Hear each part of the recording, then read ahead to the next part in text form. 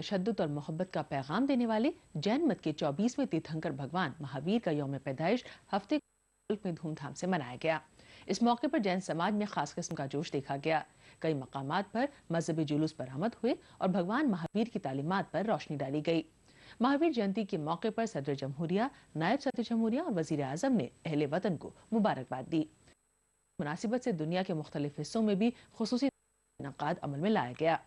वाज़ेह कि भगवान महावीर के जरिए अपनाए गए उसूलों पर कारबंद रहना आज भी लाखों लोग बायस से फख्र समझते हैं।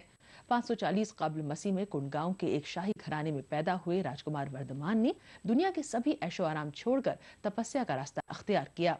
सच्चाई, अदम तशद्दुद और आपसी मोहब्बत उनकी तालीमात के अहम नुकात हैं। उनके पैगामात में से सबसे नुमाया ये है कि इंसान अपने अमाल की बदौलत ही जिंदगी में कामयाबी हासिल कर सकता है। इंसानियत की फलाह के ताल्लुक से उनकी तालीमात हर दौर में बराबर मुनासिबत रखती हैं।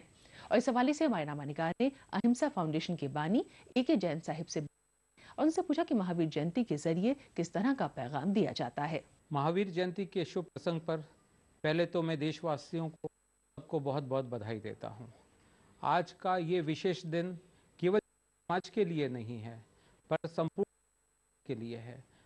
महावीर का जो संदेश है वो केवल एक पर्टिकुलर इंसान के लिए, एक पर्टिकुलर धर्म से कभी हमें लिमिट नहीं करना चाहिए।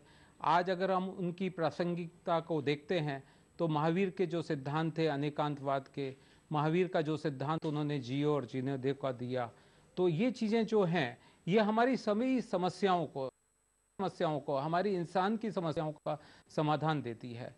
तो इन समस्याओं महावीर के सिद्धांतों में सभी समस्याओं का समाधान छिपा हुआ और मैं चाहूँगा कि महावीर को समझें एक नए रूप में। महावीर की सिचुएशंस अलग थी, आज सिचुएशंस अलग हैं, पर उनके सिद्धांत की उपयोगिता आज कहीं। हमने उनसे भी जाना कि दौर में भगवान महावीर की तालीमात किस कदर अहम हैं। महावीर के सिद्धांत मेरे ख्याल से कभी पूरे हो सकते। आज हम जिस दौर से, जिस हिंसा की जिस दौर से या और विश्व में जो समस्याएं हम देख रहे हैं, महावीर ने जो चीजें हमें बताई, अहिंसा की जो बात हमसे, अनेकांतवाद की जो बात कही, अपरिग्रह की जो बात कही, वो बहुत समस्या आज भी बहुत प्रासंगिक हैं समय में। तो अगर आज हम अहिंसा की भावना से चलते हैं तो हमारी 90% समस्याएं तो आती हैं। अगर अपरिग्रह की बात करें, हम छोड़ने की बात करें, तो हमारी बहुत सारी समस्याएं हल हो जाती हैं। अनेकांतवाद जिसमें आता है कि भाई तरह का जो ओपिनियन होता है, सबका ओपिनियन इंपॉर्टेंट है, सबके ओपिनियन की, सबकी बात को लेकर समझ कर चलें तो बहुत समस्याओं का हल होता है। तो मैं तो यही कहूँगा कि महावीर आज भी हमारे लिए उतने ही रिलेवेंट है जितने आज से 2600 साल पहले थे।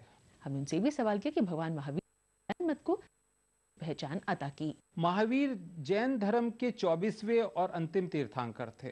जैन धर्म की स्थापना भगवान ऋषभदेव ने की थी। का जो प्रचार प्रसार आज हुआ है वो महावीर की देन है। महावीर की वाणी रिकॉर्ड की गई और आगम से ही ये बात समय समय पर आगे बढ़ी है।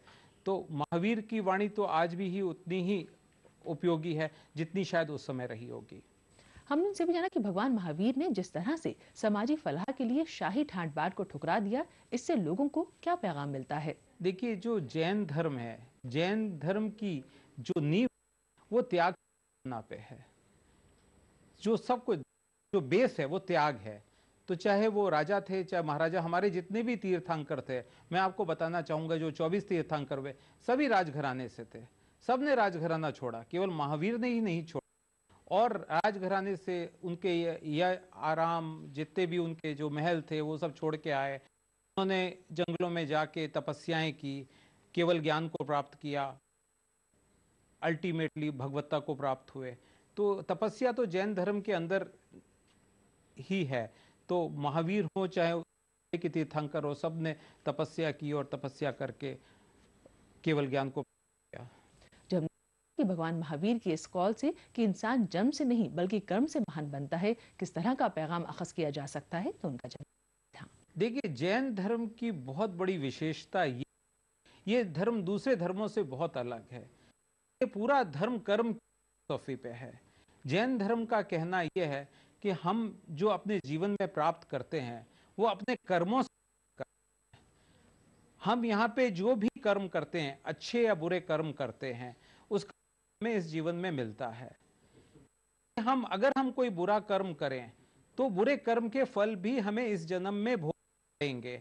हम कोई गंगा स्नान करके या मंदिर में जाके या किसी की पूजा करके या कोई मंदिर में चढ़ावा चढ़ा के अपने बुरे कर्मों को कम नहीं कर सकते। अगर हमने कोई भी बुरा कर्म किया है तो उसका भोग भी, परिणाम होगा, उसे हमें भोगना पड़ेगा। इसी तरह से अगर हमने कोई अच्छा कर्म किया है तो उसका अच्छा परिणाम भी जैन धर्म के अनुसार हमें मिलता है। ये कहीं पे कैंसिलेशन वाली नहीं आती कि साहब आपने 4 कर्म अच्छे किए और 4 कर्म बुरे किए, इसलिए आपको बुरे कर्मों का कोई परिणाम नहीं भोगना पड़े। तो जैन धर्म की फिलॉसफी तो कर्मों की फिलॉसफी है, ये दूसरे धर्मों से इसीलिए भिन्न है। यहाँ पे हमें अपने कर्मों की ही प्रधानता दिखाई गई है। और अब बात करते हैं रामचरित